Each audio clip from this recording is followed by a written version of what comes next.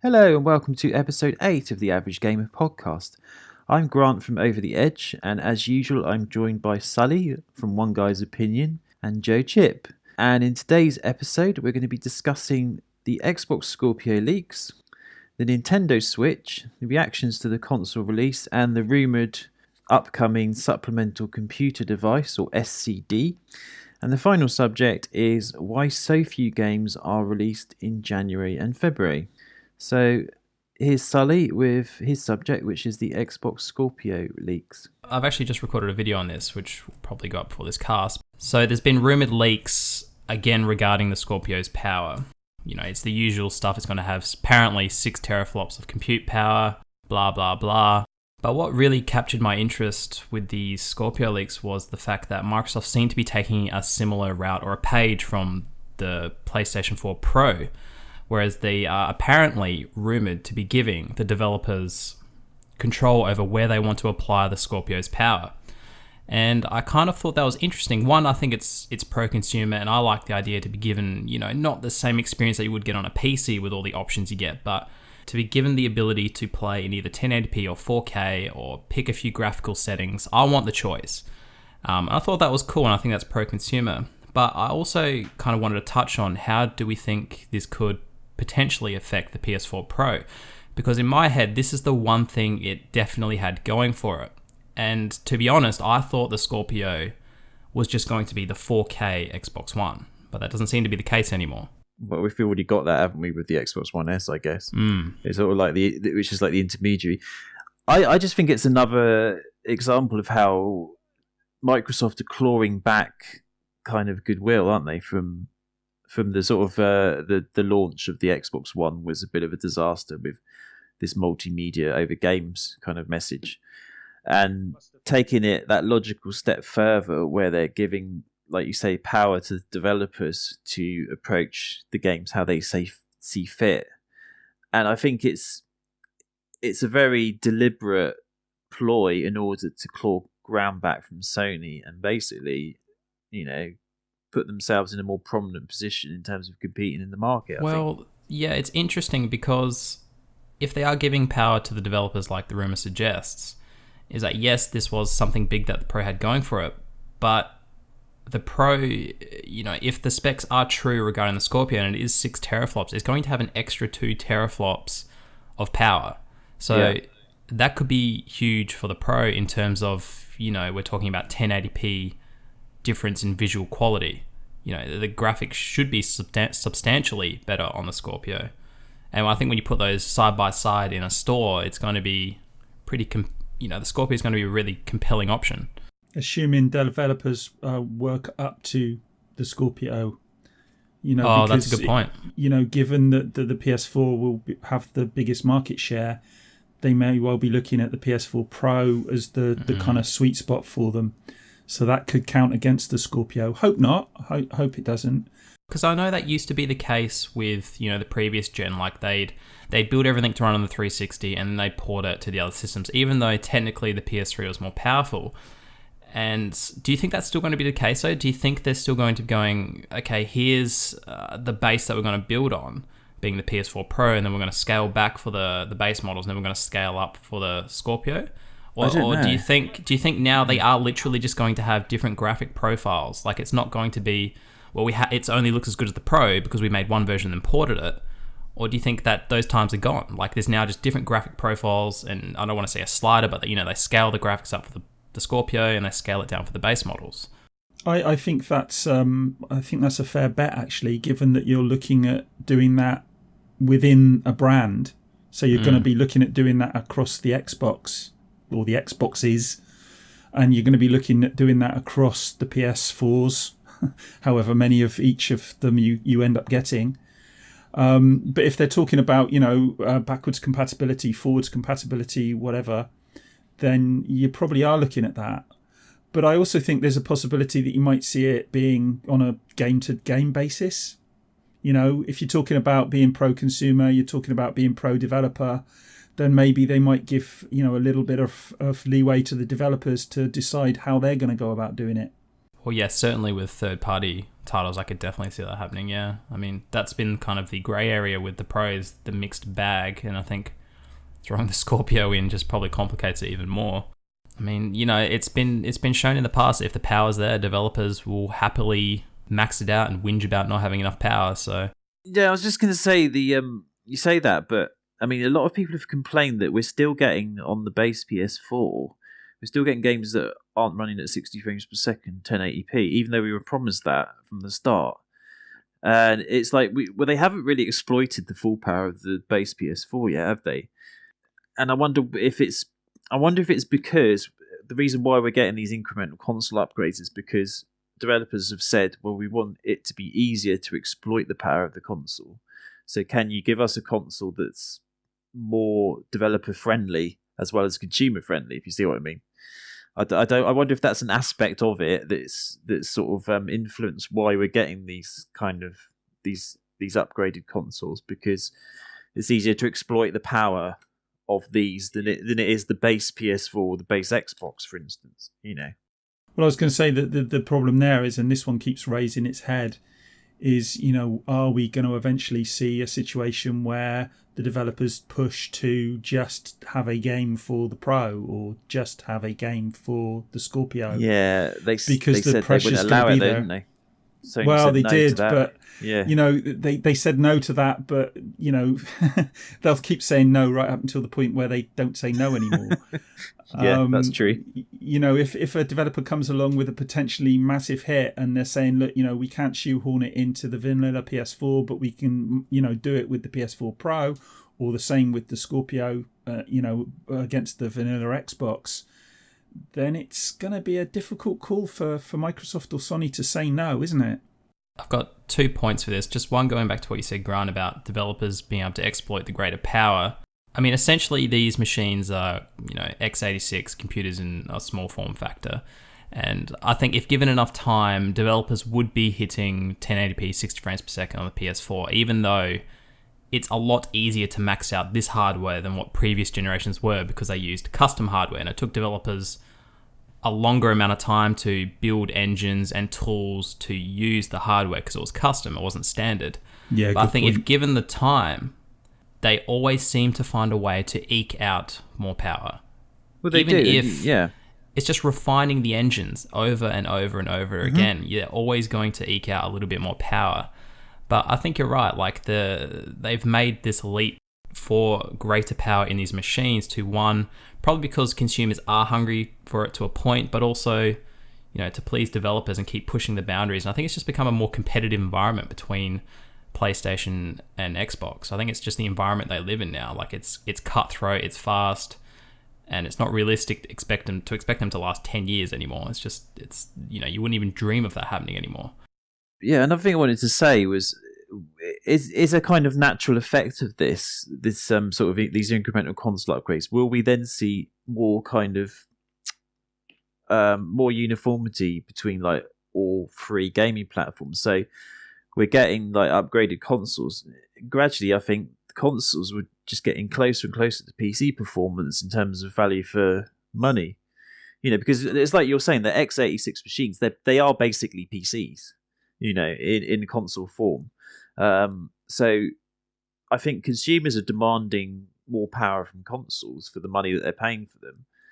And kind of at the same time, they look at the PC, which is, although it's more specialist because you have to pay more money to get better graphical performance, I think the natural outcome of this is that you will see a much more closer knit kind of gaming environment between all three platforms. Yeah, no, it's definitely going that way, I think. And we've already seen Microsoft openly admit that they're happy to work with Sony on cross-platform multiplayer. It's just a matter of Sony coming to the ballpark on it. I mean, if that happened, I think it'd be fantastic, because there's been so many times where, in recent memory with Destiny, where I couldn't play with my PlayStation buddies or I couldn't play with my Xbox buddies, and I had to buy 2 fucking copies and have 2 different characters, even though they're on the same, you know, they're running on Bungie servers and all that. I'm separated by consoles. It's just, it drives me nuts, that kind of stuff. It's probably at the top of my wish list. But yeah, back to what you said, Joe, about Sony and Microsoft eventually opening that can of worms and saying, okay, well, we're going to do an exclusive to the Scorpio that the base Xbox isn't getting. Personally, I don't think that's going to happen in the Microsoft camp. I could see it happening in the PlayStation camp purely because Sony have been kind of coy about what's going on with these upgrades. They haven't opened up the can of worms and told us their plan for how they're going to handle this upgrades. They basically just said this is their stopgap console, but there's still going to be a PlayStation 5 and they're sticking to a traditional console generation cycle. Spot on there. I think that you're looking at this and basically we're looking at a different ethos between the two companies. Yeah, that's right. Microsoft are very much looking at having a overarching family service, if you like, a family of consoles, whatever you want to call them, that look backwards and forwards. And, it's no secret that Phil Spencer looks at Nintendo and looks at their back catalogue and is, sort of wide-eyed and envious because he would love to see something like that for Xbox. And they don't utilise it. Well, and they don't utilise it. But I think that, if you had somebody like Phil Spencer who had that at his fingertips, I think it would get utilised. But yeah, I think there is. I think you're right there, Sully. I think there's a different focus from the two companies, and I think it may show up in what we see in the future. It's very clear and transparent with what they've told us. Like, they've told us that there is going to be hardware that's constantly stepping forward, but you don't need to be concerned because it's staying within a family of devices. Now, as soon as you start releasing exclusives for one or the other, you break that family. You've instantly shot yourself in the foot. Yeah. And, with the whole backwards and forwards compatibility, they can't do it. It has to stay within, this family of devices. There's going to be a very clear cut group of devices that are in this family that will kind of just, like I've said previously in other casts, it will just keep leapfrogging forward. Do you know what? I think they'll even go further than that. I think that even when the next Xbox appears, if it is a break with the Xbox One and they're moving into a different architecture or whatever it might be, I still think, given what happened with the Xbox One when it was first released and all the hoo-ha about backwards compatibility, and you look at their focus now, I think if you're looking at the next Xbox, I think from the ground up, from day one, they'll be looking at backwards compatibility. Yep, definitely. Yeah. And that's why they've gone PC architecture from the Xbox One. It's for backwards compatibility and it's developers. It's built into the ethos now, isn't it? It's part of what Microsoft do, and it's kind of like it's a differentiator in the console market for them. Of course, that doesn't mean it couldn't be all change at the top and everything changes 2 years down the line. Yeah, but the thing is, it's working for them, isn't it? The brand is strengthening and they have hit their stride. I mean, the sales don't suggest it yet, but in the eyes of the consumer, from 3 years ago, it's a completely different Xbox. Oh, absolutely. If they hadn't have done that, I think the sales would be looking a lot worse. Oh, yeah, they definitely. are. They bit the bullet on that one. There's no way around it. Yeah, but I think going back to the Microsoft camp, I think with the whole family of consoles as well, is I firmly believe that the Play Anywhere feature is going to be a massive instrument in this as well. Like, I feel like they're moving away from, that one fixed box, and the Play Anywhere is going to be that banner which ties the family together. And that's just my personal belief. I wouldn't be at all surprised somewhere down the line we see a TV with some sort of deal done and you get an Xbox built into your telly or something, or like a that. Streaming service. Yeah, labeled Play Anywhere Xbox. Who knows? I'm surprised that hasn't already been done to a certain degree. They have tried something similar, I think, in the past with like older consoles being built into TVs. But I can see that being successful. Was it? Was the PS3 built into a couple of Sony TVs once upon a time? I don't know, actually. Well, we've got the PS Now thing, haven't we? That comes on some of the Sony televisions, which is kind of that idea. Oh, okay.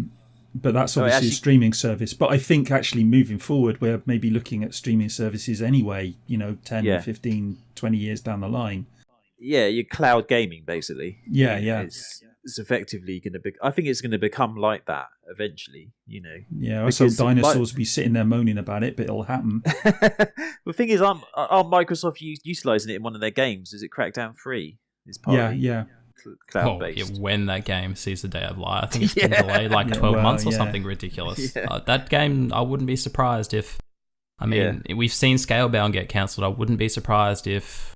Maybe not now that they had such a backlash after Scalebound, but it wouldn't be shocking if it was cancelled, would it? Not after Scalebound. No. Be interesting to see E3 this year. Yes, it would be. Looking at the exclusive they've got left, I really don't think they can afford to cancel Crackdown 3.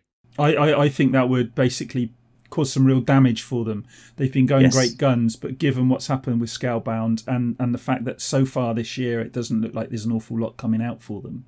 Whereas if you look at Sony last year it was pretty sparse, but this year it's like, look at all these games they're coming out with. Yeah, exactly. Yeah, 35 exclusives. Yeah, no, my personal opinion on Scalebound is I understand that you reached a point of diminishing turns, and they obviously crossed into the red with it where they knew that it wasn't going to be cost effective to finish and put this game out. But when you've spoken about it and you've displayed it and you've hyped so much, at what point is it on them to deliver the product?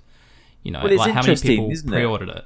I think the difference between them and Sony is, Sony will let a game be in development for 10 years, like The Last Guardian, and they'll stick behind it, and eventually it will be released.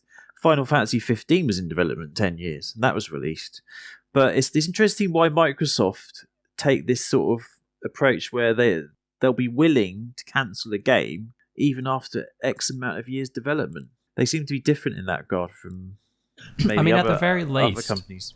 No, yeah, definitely. At the very least, they could have gotten Scalebound over the line, and it could have cost them into the red. But it could have been that game that could have shipped units for consoles for them. It was a very different type of game for them as well, which would have been a good thing. We were talking in a previous podcast about diversification within their portfolio, and they needed it, and they still need it. Okay, so the next subject that we're going to be looking at is the Nintendo Switch, which is what Jay wants to talk about, and the reactions we've had to the console announcement, and also the recent rumours about the SCD. Yeah, just go back to something you said a little bit earlier on about consumers demanding more power for their money. And I just thought about that when you were saying that, and I was thinking, obviously Nintendo didn't get that memo. But, basically, Nintendo have obviously got the Switch announcement that came out a couple of weeks ago. And since then, there's been rumours. And I think, in fact, before then, Sully, there were rumours of this SCD that was going around. And it really came to me through you, Grant, actually, only a few weeks ago. It had kind of been hovering around in the background, and I hadn't really taken any notice of it. An SCD stands for Supplemental Computing Device, and it's basically, it looks like, we don't really know at this stage, but it looks like an add-on to the console that will give it more power. And the long and the short of it is that it looks like the sort of power it would be giving it would be, when docked, obviously not on the move. You'd have to be lugging around a big box to do it on the move. But about 10 batteries. Yeah, but when docked, your car battery in your backpack. But when docked, it would put it on a par. People are thinking on a par with, say, the PS4 Pro, perhaps. I think it'd be at about 4.5 teraflops, roughly. Yeah. Depending. Excuse me. No, I mean, it's got a handle.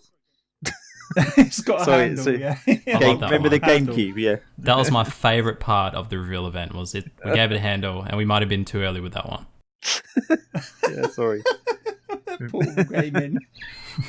It's a hybrid. It's got a handle. Sorry, I was actually laughing at that point, and all for the wrong reasons. But anyway, look, I don't want to knock Nintendo too much. I do think it was a poor conference, and from what I've seen in relation to the videos that I've put out, and I've put 3 out. I put 2 out on the Switch itself, and I put another one out on the SCD, and you've put a video out as well, Sully, on the SCD, and I think you did one on the conference as well. The responses I've had, I thought I was gonna, have a shitstorm. Basically, I thought, I'm going out, I'm knocking this console, I'm knocking the conference, I'm going to get a lot of people having a go at me, and I'm denied about putting it out, the first video, and I thought, do I want the grief? But actually, I've been very surprised, because the responses I've had have been, I've had people disagreeing with what I've said, and I've had, quite a good selection of ideas and opinions. But what's come across to me is it was surprising to me at how few people were actually really annoyed with me and were jumping on and saying, that this is going to be a great console and you should shut the hell up and all the rest of it. The overwhelming experience I had in my comments, and like I say, it's a small sample size, so you can't really say that it's, representative of all gamers. But people seemed to have a similar attitude towards it that I did, which was I was looking forward to it, and I was hoping against hope that they would put out a console that was going to be something we could really look forward to and really want to buy. And then we heard more about it, and we got the conference, and that was a disappointment. And then in the days following it, it got even more disappointing. If you look at Nvidia, they did their conference and that was disappointing. And then in the days that followed, they turned it round, because the more you heard, the better it got.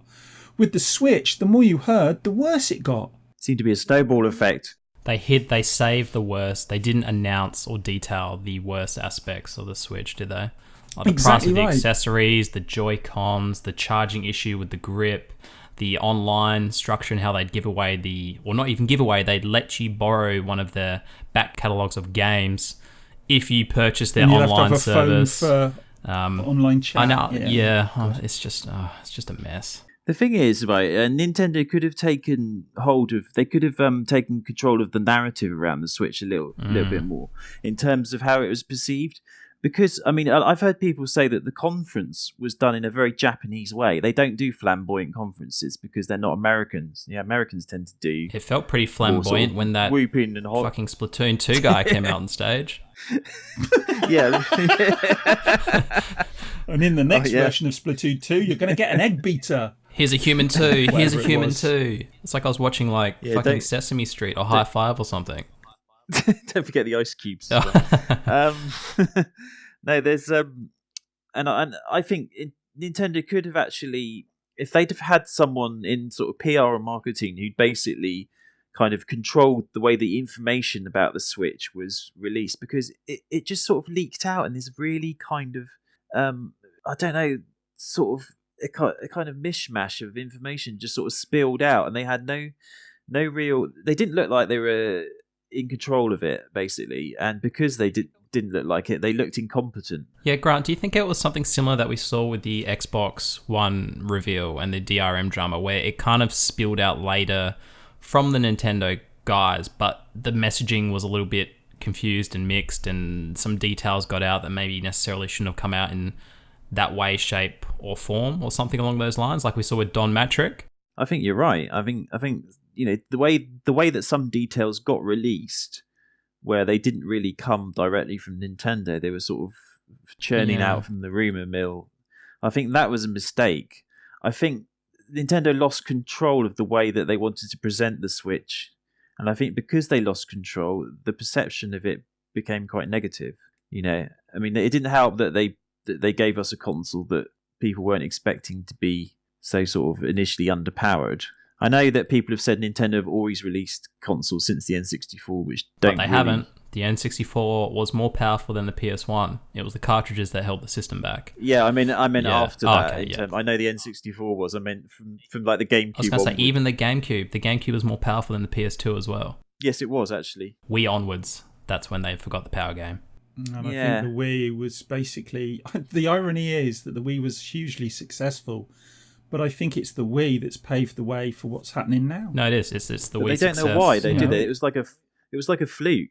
Yeah. Wasn't it? A little bit. It was timing. Yeah. I mean, we talk about timing a lot with putting out our YouTube content, and I'd imagine it's the same with hardware as well. Like, it was the timing. It came at a time before smartphones, and motion controls had never been done in that kind of capacity before for a home experience that was extremely affordable and that had, you call it gimmicky now, but Wii Sports was a lot of fun. I've played a lot of Wii bowling, and I got my money's worth out of Wii bowling with my girlfriend. Oh God, yeah. Oh, so did I. Played, I got it just before just when it was released in the UK.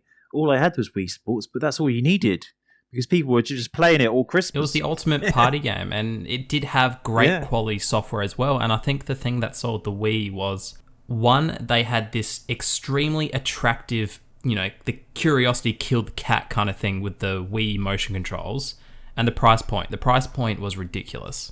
They were basically giving these things away. I think it was one. It was under. I think I got it for like £180 in the UK or something on release. You buy the console, you got Wii Sports in it. Most people didn't even need to go out and get anything else. I mean, the casual gamer, they bought the Wii with the Wii Sports, and it also came. Done. It also came at a point as well where I don't think we'd fully transitioned from standard def to HD as well. So the fact that it wasn't HD wasn't a big issue. Yeah. It was one of those things where we're like, it's kind of disappointing it's not 1080p, but a lot of people didn't have 1080p TVs at that time. Yeah, they got away with it a bit because it was so early in the HD life. I mean, the 360 was the first HD console. And the 360 launched with AV cables as well, so that goes to show how it wasn't embraced the 1080p market yet. Yeah.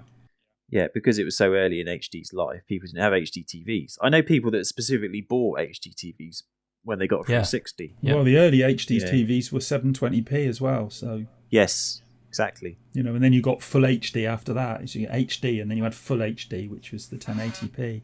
And now that's standard HD, and now we have UHD and all this other shit. Oh God, yeah. I guess the question is the SCD. I mean, we know historically, because I've already sort of sarcastically mentioned it, that if you're going to produce an add-on for a console that you have to sort of attach or plug in, it's not going to be successful because consumers don't want to do that.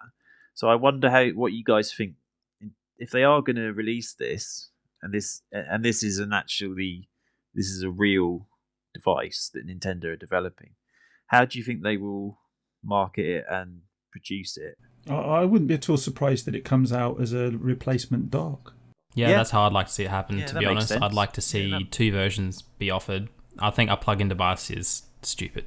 And for logistical reasons, it's not wise, and you're going to have a lot of expensive add-ons to get that to work. I mean, having essentially, I think it was rumored that it would have either be a 1060 or have the power of a 1060. Obviously, it's not going to be a 1060 in a box, which I should have clarified in my own video. It's probably going to be some kind of similar architecture and chipset that will be in this box. But transmitting that kind of data over a cable, it's probably not going to happen in a cost-effective way. So I think you're right, Joe. It has to be in a dock. Just personally, and to be honest, as much as it may not be a good idea for the Switch to do this, if Switch had the games and I could get a more powerful Switch that was somewhere between a Pro and a Scorpio, I would probably get one, and I'd probably pay for it as well. Well, how about this then? They come out with a new, more powerful dock. You've already got the Switch. You keep your original dock, stick it in another room. Yep. Then you've got two consoles for the price of one. You play the base kind of scaled down version like we see with the PS4 now, on the go or in bed. To be honest, I'd probably use it in bed late at night when you just want to relax and play a bit of play a game or something. Yeah, definitely. And then when you come home from work, you get the kind of the really high fidelity 1080p or maybe almost 4K experience on the dock, on the TV, on the big screen, when you can actually enjoy the better visuals. The problem for me though is that and I said this in my video, is the timing. The timing of this thing will be crucial, and I if they released it this year, it's going to annoy people, I think. When the patent originally leaked, or this supposed patent originally leaked, which everybody based their NX rumors on, which most of it ended up being accurate and true. Now, we haven't heard any official information about this SCD unit, which again, it's not overly surprising because it's Nintendo, but I would have thought because it's been on that original patent and it's been so long that they would have talked about it. I mean, if they were going to release it close to the Switch, I would have assumed they would have offered, like we said before, a base model and a Pro model. And that could have been, that could have curved all that negativity around the power. They could have said, look, it's as expensive as a Pro, or it's maybe even a little bit more expensive than a Pro, but it's more powerful. And here's the base, the cheaper base unit, and here's the more powerful unit. And I feel like we would have avoided this whole kind of negativity around the power because they're giving people choice, which is what people want. Yeah, that's true. A 1060, correct me if I'm wrong, that's quite a powerful GPU, isn't it? In the PC market. It is still powerful, but it's the budget kind of power range of their new NVIDIA cards. Joe's got a 1080, which is the pinnacle of power, which is about 6 teraflops. I remember reading about 1080. Yeah. Yeah, unless you're going up to the blimmin'... The new ones, yeah. Yeah. So, yeah, the Titans are about $1,000 each or whatever. Something that also concerns me with the Switch is if it is getting a 3.5 teraflop bump in GPU power, how the fuck is its CPU going to handle that power? Good question. Are they going to have a CPU in a box as well? Are we looking at literally a whole new system in the dock? And when you dock your Switch, it just forgets about the Switch's hardware? Because I don't understand how that's going to work. Like, a bottleneck would become a real concern if you're pumping 3.5 teraflops through the Switch's CPU, which is, it's fairly anemic by today's standards. Well, how it works is going to be the major issue, isn't it? Because you've already seen issues regarding the PS4 Pro with some games where they're not running the frame rates that have been advertised or promised. And that's partly down to the way the games have been patched, if they're existing games. But also, there was issues with recent releases. I think, like The Last Guardian didn't run properly, and I think Dishonored 2 has had some issues as well. So there could be bottlenecks because we're getting them now with the PS4 Pro. Well, we're getting issues at least. They might not be bottlenecks. I mean, in all honesty, I don't actually think we're going to see it. I think this was just some kind of early on pattern that was released. Maybe they're spitballing ideas. I just can't see it working. It's not just that, is it? It's the issue that, again, it's confusing the market again, because, again, there's yet another device in an already crowded console market, because if the Scorpio's coming out as well, we've then got 2 PS4 models, PS4 5 on the horizon, 3 Xbox models, potentially 3 Xbox models, and potentially 2 Switch. It's like the consumer's going to look at it and think, what the fuck do I buy? Yeah. It's like... yeah, no. We've talked already about that, about how if you confuse the consumer, they end up walking out of the shop with nothing. No, that's it. Yeah. Because they don't know what to buy. It's like, fuck it, I'll get a PC. Well, yeah, that's it. At least you know what's going into it. End up going into cash converters and getting a New Can you imagine? Yeah, this is a great device. I actually had a mate where we were talking about the Nintendo Switch the other day, and he's like, yep, bit of a clusterfuck, isn't it? He's like, I'm buying a Wii U. When they start clearing them all, he's just going to go play the entire back catalogue of Wii U games. He's going to wait till the Switch is dead and pick a Switch somebody up. say that on my channel in the comments. It's true, though. I was going to say, yeah, that won't take him long. I mean, I haven't got one anymore, but I honestly thought about picking up a new one and just hitting the clearance bins, picking up all the gems that I missed, on the cheap, and maybe just riding out the Switch for a little while. I've said this to people before, but I kind of think of Nintendo as being an unsuccessful Apple. Like, they have cool niche products and they're desirable, but nobody buys them. Yeah, they're probably where Apple were, but for 10 years ago, maybe. Yeah. Without the growth. Yeah, they seem to just think they can charge through the arse, and they it's like they pretend to be oblivious to all this drama and shit surrounding them. And they're like, oh yeah, well, here's the Joy-Cons that cost $100 fucking, and here's your Pro. Be happy. Be happy. Yeah. And they just seem to be content with, I'm assuming, pretending to be oblivious to what's actually going on around them. Well, this is it, isn't it? They are pretending to be oblivious, and I think, the issue with Nintendo is they're out of touch, and I've touched on it before, where I've said it's the hidden cost of owning the Switch that is really insidious, because effectively, they're pricing up all these accessories. And some of them you will need to buy, because if you want an extra controller, you've got to pay that money. Yeah, no, it's a social system, so you're going to want extra controllers. Yeah, that's how they're selling it. So you got a party game. It's a system. That you're going to be it's playing, a system I won't play by myself. My girlfriend and I will majority of the time be playing it together if we got one, like Mario Kart and stuff. And I'm not going to share a Joy-Con. Like that's as much as you can play on a Joy-Con, I'd rather an actual controller like a Pro. One thing that kind of annoys me is that can I or can I not use my Pro controller that I still somehow currently own without a Wii U on the Switch? I'm assuming they're both RF. It's RF or it's Bluetooth. I would hope that I could use that controller on the Switch as a replacement Can I make a prediction? Pro. No. But no. Then again, no, you won't be able Nintendo's usually been really good with using older peripherals on the new systems. Yeah, but if you want to make the Apple comparison again, then okay. You probably won't be able to use it. That's what Apple do. That's very true. They invent a whole new connection system, or they think, oh, we don't need headphone jacks anymore, so we're getting rid of them. Yeah, until the S comes along, and they're like, you need to buy this phone because it has a headphone jack. When I buy a console, one of the first things I ever do is buy a second controller. So if you're buying the Switch, you're going to have the Joy-Cons with that thing you can put them in. But if you're going to want to play people and you're going to have the same experience for both people, and you're not going to have people going, oh, you won because you got a better controller than me, you're going to need 2 Pro controllers. So that's say it's 60 quid each. I think the cheapest I've seen is 65, but call it 60 quid each. That's 120 quid on top of the price for a start. Yeah, and then you double that into my money. Yeah, exactly. Yeah, I mean it's at the end of the day, you're going to be spending 500 quid on this console, and it's going to be basically a Nvidia Shield without all the extras. And the irony is, I could build a decent PC for that money, and it would outperform this bloody Switch. That's for sure. By some considerable margin. You could could run the graphics off the CPU and probably beat it, Grant, if you got a decent CPU. Probably could, actually. Well. Yeah, shall we move along? I think we've probably bashed the Switch enough again. Yeah, but I wasn't intending to bash the Switch on this. It just always devolves into frustration and stuff, doesn't it? Okay. Well, just moving on then to the final subject, which is something that I noticed recently. Just to clarify, what I want to talk about is why so few big games, not necessarily AAA, but I suppose it does mostly apply to AAA. Why so few of these games are released in the early part of the year, so I guess January to February. And I did a bit of research before we started, and I looked at the last 2 years just to see what was released in like the early months of those years. And Dying Light was released in January 2015, and that went on to sell 5 million copies.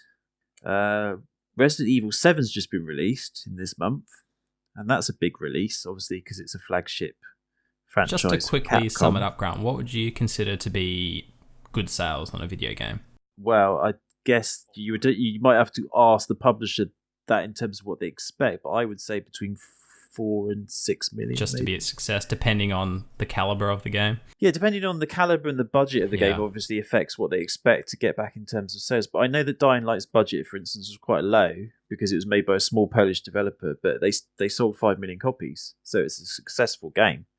And for instance, The Witness was released in January of 2016, and that apparently, I know it's an indie title, so we have to bear that in mind, but it sold 100,000 copies in the first week and made $5 million, which, for considering it was developed by one guy for nowhere near that amount of money, that's a crazy success. I guess the point I'm trying to make is, I wonder why more developers don't choose the early part of the year to release games in, whether it's just because they think it's a bad time of year. But when you think about the fact it's winter in most of the Western world, more people play games in the winter, I would have thought, than any other time of the year. It's a tricky kind of one to answer because I personally feel that the big blockbuster games come out at the end of the year because that's when, people are buying gifts or they're prepared to spend extra money on other people or themselves because it's the holiday season. People budget towards December or November. And I think like the only reason they don't release in January is because whether it is or not, perhaps there's a stigma attached to January, is that people are either still involved with their blockbuster games they bought in December, or there's just no money left over. Like from my point of view, that was my understanding of it anyway. And I mean, certainly probably I would agree with it that for the first 2 weeks of January, you probably shouldn't release a game. Because I know personally, I was still feeling the pinch from Christmas and New Year's and all that. Like it's just financially, it's a big month. I can't speak for everybody because other people are better off than me, or some people are even worse off than me, God forbid. Not that I'm bad off, guys. Don't worry, I'm not going to be on the street next week. But yeah, I mean, certainly for the first couple of weeks, I could see that being why they don't release games, because it's just too close to the holiday period and people are just still feeling the pinch.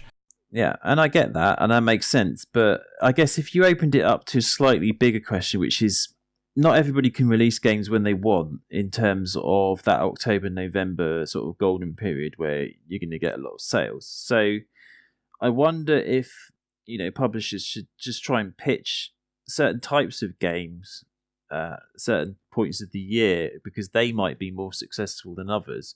So I know The Witness was quite an interesting... I think it was I wonder if it was deliberately chosen for the early part of the year because of the type of game it was. Because people might look at it and think, oh, it's only, I think it was less than £20, so it was like a budget game. It's the sort of game they can afford to buy early in the year because it's not going to cost them much, and also because it's a cerebral kind of game, you can just sit and take your time with it. It's very different from like a AAA release, which you might have been playing at the end of the year, which is kind of fast paced. And so there's a kind of, maybe there's a very deliberate reason why developers pitch their games at certain times of the year. I think there's definitely probably like obviously market research to back it up. But I mean, personally, I think releasing a game in the later half of January or in February, I think it's a good idea. I mean, like you've given us examples of games selling well. And I think, late January, early February is that time where people have probably finished or they're over their November, December games and they're looking for something new. But yes, exactly. I mean, it's probably not true, but I kind of feel like maybe these publishers and developers, historically November, December, that's when the blockbuster games gets released. That's when, people have money and that's when the huge sales and numbers happen. And if it's anything like me with YouTube, you get 1 or 2 hits in a certain time bracket on YouTube in a certain day, and you start hitting that time over and over again and you start to see success. You start to fear straying from those time periods or blocks, if you know what I mean. True. So I wonder if that's kind of attached to it. Like there's a risk involved with it. I think it's maybe just a general marketing thing to some extent, obviously exacerbated by the whole seasonal thing with the games industry, I suppose. But if I take something that happened to me a few years back when I tried to go in and buy some slippers, bear with me, I'm going somewhere with this. I tried to buy some slippers, and I went in, and it was the wrong time of year apparently for buying slippers. Sure. Never mind the fact that you want to wear slippers throughout the year if you want to wear slippers. You're starting to worry us. You need to get out of the house. What I mean is, my point is that if you're a slipper wearer or a sandal wearer or whatever, and not so much with sandals because you wear them in the summer. I don't. See, I'm a thong wearer, and that's all seasons here. TMI. My point is though that if you want to wear slippers, it doesn't matter whether it's winter or summer. You're going to wear slippers. And that's true with gaming. Gamers don't want to just buy games at Christmas. They want to play games throughout the year. I don't go out in the sun more. During the summer, I don't say, right, I'm not going out because it's sunny outside or whatever. I'm not gonna play games because it's sunny outside. I still want to play games. I might play them slightly less, but I still want to play games during the summer. So if somebody actually released a few games in those periods where they're not popular, and I agree with you, I think that period of the first 2 weeks of January is probably suicidal to release a game. But that aside, I think that throughout the rest of the year, I think that people would, if you produce a good game, people will buy it, and I think that's been shown time and time again, hasn't it? There have been times where Grant had examples, but probably maybe a little bit outside of the window. But look at the previous Mass Effect titles and Uncharted. So that's that's Sony's biggest game, and they released it in a period where it'd be unchallenged in a period of the year where it's probably considered to be quiet. Yeah, and that's marketing again. I mean, again, Overwatch was released in May of last year. It was released just before the summer, and Joe, you made a good point there, where it's just because it's sunny, people are still going to play games. Yeah, or they're still going to want to play games, and that didn't affect Overwatch in the slightest. I mean, that was massive from the get go. Everyone was playing. They said recently that there's 25 million registered players. Yeah, that's nuts. So, excuse me interrupting, Grant, but did you just say my slipper point was a good point? Was that what you just said? But it's more about what you said about playing games. No, I'm still fixated on slippers. Yeah. Okay, guys, we've got a live one here who's talking about slippers. I'll go get me pipe in a minute. Yeah, exactly. I think you're right. I think what you said about Uncharted is a good point. It's very deliberate. They knew it would be unchallenged in the period it was released. So yeah, obviously the first 2 weeks of January, I agree, not a good time to release a game. But I just think we might see in future years, and it'd be interesting to see how well Resident Evil 7 does, because that's released late in January. I'd love to see the figures. I think it's going to do really well. I think it's going to go. I think it's already sold quite well. Yeah. I think it's been pretty steady. I think it might have hit the 4 million mark already, but I'm not sure. That's good. So it's done pretty well. I think it's just. But yeah, I would expect to see more publishers trying maybe, different release windows within those first 2 months. We always talk about the video game industry being cutthroat and developers and studios folding and going under. But I mean, think about it's money wise, it's bigger than Hollywood. And as much as we talk about all these studios folding, for every studio that folds, how many more studios are being created and coming up, through the ranks? Yeah. And I feel like eventually we're going to get to a point where we have so many studios, we have so many developers, and there's so many developers under Sony's belt, Microsoft's belt, EA's belt, Activision's belt, that it's going to get too crowded in those last 3 months of the year. And it already is crowded. Like we saw that with Titanfall 2, Call of Duty, and Battlefield. Yeah. Like, I mean, WTF, that was weird anyway, but it's going to get too crowded, and they're going to have to spread out eventually. Well, we talked about it, didn't we? It's a similar topic recently about the release schedule at the end of the year. I mean, we're kind of talking about the opposite of that, in the sense that a game like Titanfall, if it was released, maybe in February or March, might have done better. Perfect timing. It had more attention. Quality game, but hasn't got that same kind of buzz or hype, and it might have had a bit of room to breathe. Yeah. So I think it's worth sort of looking. I'm sure they do market research. They employ these companies to look at how games sell at certain points of the year. So it probably is all very deliberate. Market research will get you so far, but it doesn't necessarily. It's always going to get you to the point where you make the right decision, I guess. I mean, you still got to. You're still always throwing the dice. Exactly.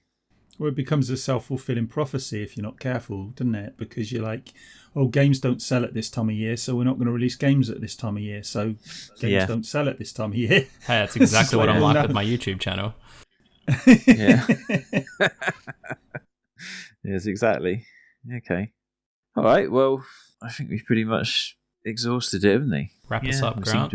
Wrap us up. Any used slippers, please donate to the Support Joe Foundation. A very pertinent point here. They were Stompies, incidentally. Get a bit of marketing in here for the people who make Stompies. They were green Stompies with little monsters on, and they flapped up when my little boy walked. So I just thought you might like to know. All right. that. Well, I'm glad you added that in. So making your editing really hard today, Sully. Yeah. Just remember, if you're addicted to buying slippers, we'll put a helpline number at the bottom of the video, and then sorry, I'll do a proper outro. Okay, guys. Well, thank you for taking part, and that was another episode of Average Gamer. As usual, we'll leave links to our channels in the description below, and you can follow us on social media, and we'll also leave links for that. And don't forget that you can subscribe to all of our channels, and you can follow us on Twitter as well. And thank you for tuning in, and we'll see you in the next episode.